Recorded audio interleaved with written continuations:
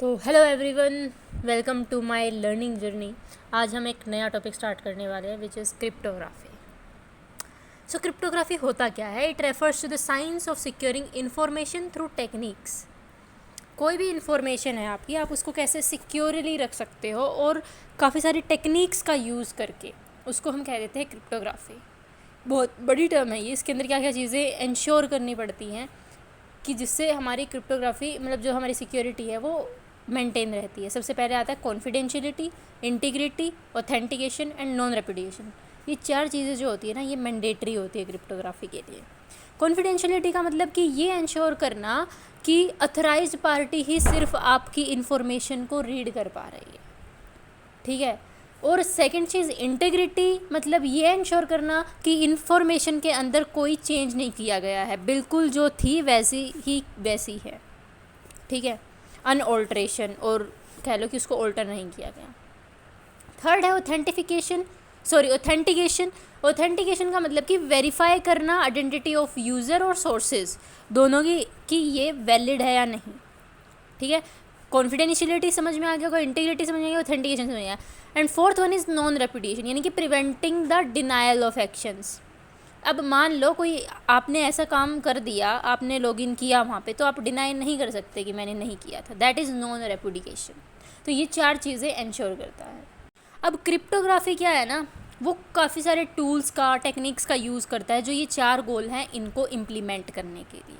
जैसे कि क्या क्या यूज़ करता है क्रिप्टोग्राफी? इंक्रिप्शन सबसे पहले। और इंक्रिप्शन के ना दो टाइप होते हैं, एक होता है सिमेट्रिक और एसिमेट्रिक। आगे बढ़ के हम इसमें और अच्छे से इनके बारे में डेप्थ में बढ़ेंगे। दूसरी चीज़ ये यूज़ करता है हैशिंग।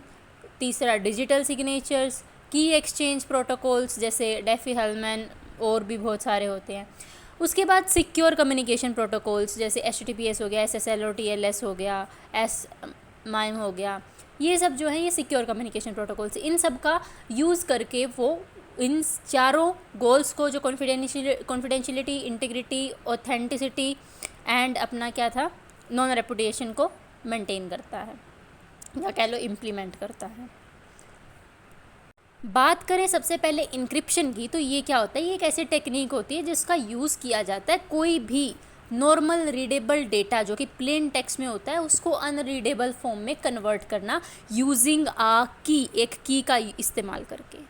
क्यों करते हैं हम ऐसा? ताकि कोई अनऑथराइज्ड यूज़र हमारे डेटा को एक्सेस ना कर सके, सिर्फ ऑथराइज्ड यूज़र ही, जिसके पास की है, वही उस चीज़ को एक्सेस कर सके। इसमें क्या होगा ना, तुमने एक की का यूज़ किया और तुमने अपने डेटा को अनरीडेबल बना दिया। अब जो ऑथराइज्ड होगा उसके पास तो चाबी होगी, तुमने उसको चाबी दी होगी, तो वो ही सिर्फ उसको रीड कर सकता है, उसको डिक्रिप्ट करके। डिक्रिप्ट करना मतलब कि उसको वापस कन्वर्ट कर देना रीडेबल फॉर्म में।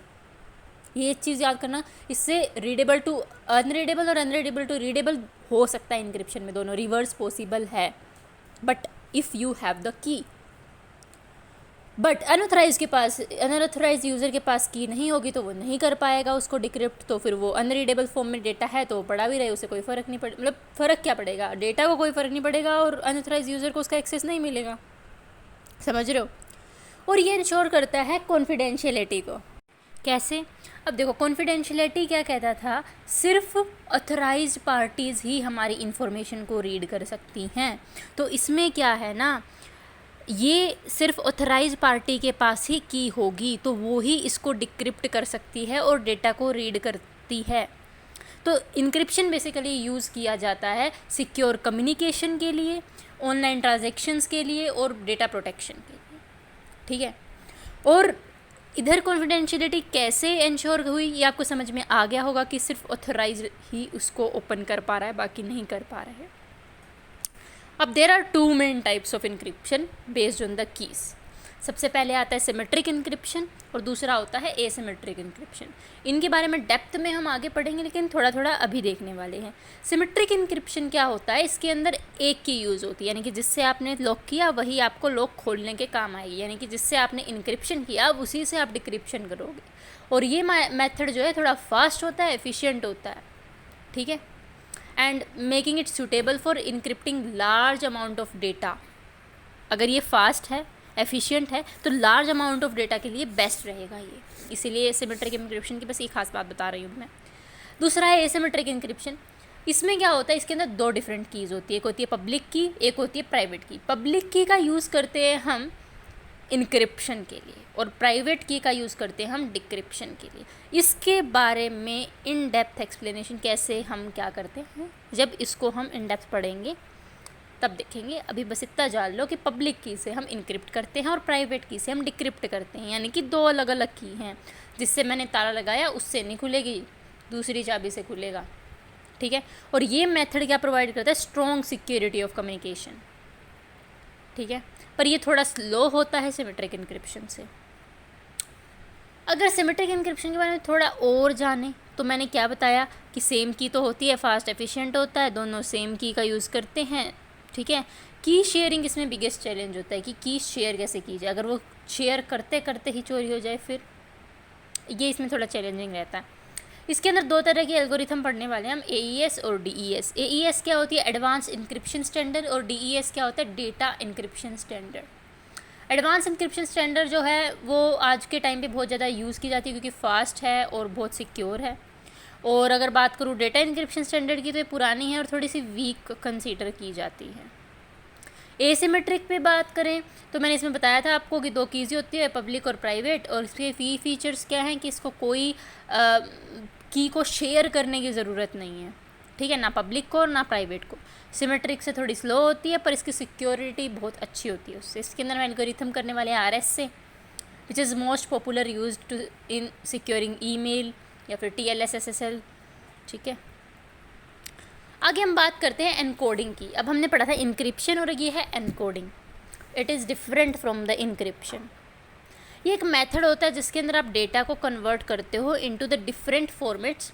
किस लिए, कंपैटिबिलिटी, स्टोरेज और transmission, not for the security. Encryption was totally for the security, इसके अंदर हम कंपैटिबिलिटी, स्टोरेज, ट्रांसमिशन के मद्देनज़र रखते हुए एनकोडिंग का यूज़ करते हैं। क्या इंश्योर करता है ये कि जो डेटा है ना उसको इंटरप्रेट कर दिया जा सके अलग अलग सिस्टम्स के अंदर अच्छे से। मान लो कि बाइनरी डेटा है उसको मैंने रीडेबल टेक्स्ट में कन्वर्ट कर दिया यूजिंग बेस 64। अब बेस 64 क्या आता है इसको भी हम आगे पढ़ने वाले हैं। Encoding is easily reversible and it doesn't require any की। इसको कोई की ज़रूरत नहीं होती है, इजीली रिवर्सिबल होती है। जब जैसे मान लो अब तुम्हें बाइनरी से किसी डेसिमल में आना है तो क्या तुम्हें कोई की चाहिए, तुम्हें पता है ना कैसे कन्वर्ट करते हैं, दैट इज़ एनकोडिंग।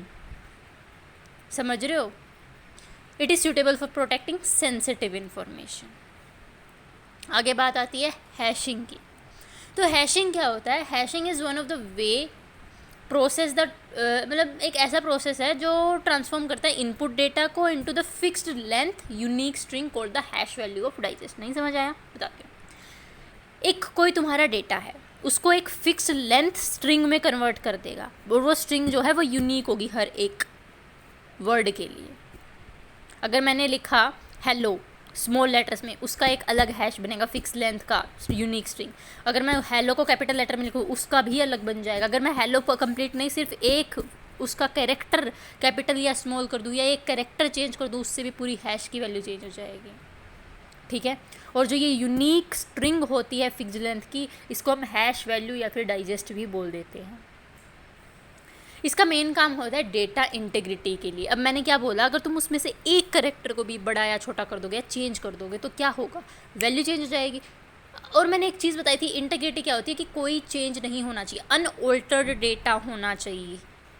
इंटीग्रिटी ये कहना चाहती है, तो ये इंटीग्रिटी को मेंटेन करता है। कोई चेंज होगा हैश वैल्यू चेंज होगी, तुम्हें पता चल जाएगा हैश वैल्यू चेंज होगी, इंटीग्रिटी खत्म, by detecting the changes in the data. वैसे बेसिकली इसका यूज़ किया जाता है पासवर्ड्स को स्टोर करने के लिए सिक्योरली।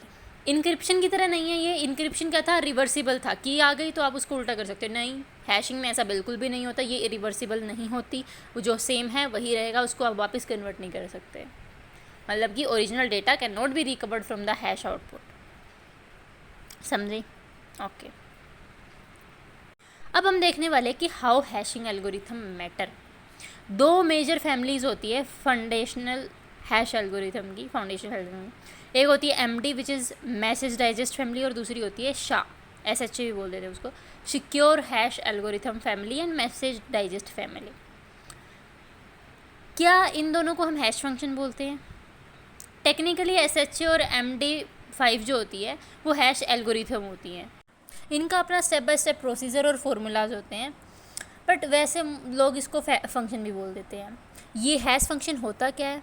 कोई भी एक ऐसा चीज़ जो इनपुट लेती है, जैसे कि कोई भी फाइल ले ली एज आ इनपुट, या पासवर्ड ले लिया, या कोई भी मैसेज ले लिया, और एक फिक्स साइज़ का स्क्रैम्बल्ड आउटपुट देती है जो कि स्ट्रिंग की फॉर्म में होता है, जिसको कि हम हैश और डाइजेस्ट कहते हैं। ये इनका काम होता है, ये हैश फंक्शन का काम होता है। और SHA-256 है वो यही करता है एग्जैक्टली। ये इनपुट लेगा और हमेशा एक 256 बिट कह लो या फिर 64 कैरेक्टर हेक्साडेसिमल कह लो, उसका हैश प्रोवाइड करता है SHA-256। MD5 की बात करें, ये सिंपलर होता है, फास्टर होता है, बट ये ज़्यादा प्रिडिक्टेबल होता है, तो इसको तोड़ना बहुत आसान होता है, तो उसके बाद SHA-256 आता है। और SHA जो है वो ज़्यादा कॉम्प्लेक्स होता है, क्योंकि उसके अंदर मिक्सिंग बहुत ज़्यादा कॉम्प्लेक्स होती है। उसकी जो हैश वैल्यू है बहुत लॉन्ग होती है, जिससे गेस करना इज़ नॉट ईजी, या फिर कुछ भी उसको ब्रेक कर पाना। स्ट्रॉन्गर अगेंस्ट अटैक्स, तो अटैक्स अगर ये मतलब बड़ा है, कॉम्प्लेक्स है, तो अटैक्स से तो बचाव करेगा ही। ठीक है, तो आज के लिए बस हम इतना ही करेंगे। बाकी नेक्स्ट लेक्चर में हम देखने वाले हैं इसके कीज़ वर्सेस पासवर्ड्स, कैसे की स्टोर्ड होती है, प्लेन टेक्स्ट साइफर टेक्स्ट क्या होता है, हैशिंग के बारे में और देखेंगे। ठीक है, सोल्टिंग देखने वाले हैं। मिलते हैं नेक्स्ट लेक्चर के अंदर। आई होप आपको वीडियो अच्छी लगी होगी। Thank you so much.